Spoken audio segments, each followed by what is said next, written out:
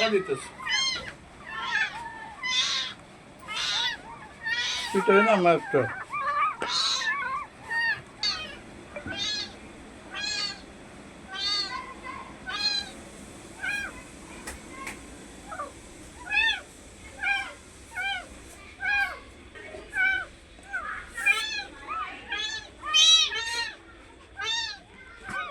তোকে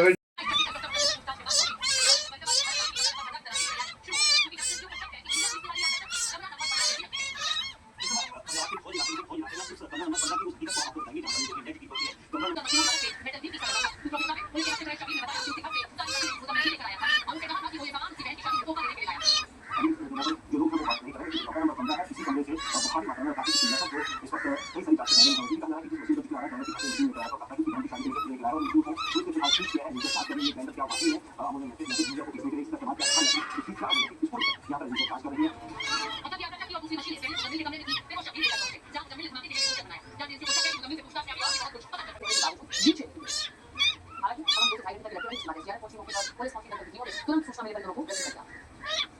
आज से जी20 समिट की शुरुआत हुई है। प्रधानमंत्री नरेंद्र मोदी जी समिट में शामिल होंगे। समिट में शामिल होने के लिए पीएम मोदी जोहान्सबर्ग पहुंच चुके हैं और समिट के दौरान कई देशों के नेताओं के साथ पीएम मोदी द्विपक्षीय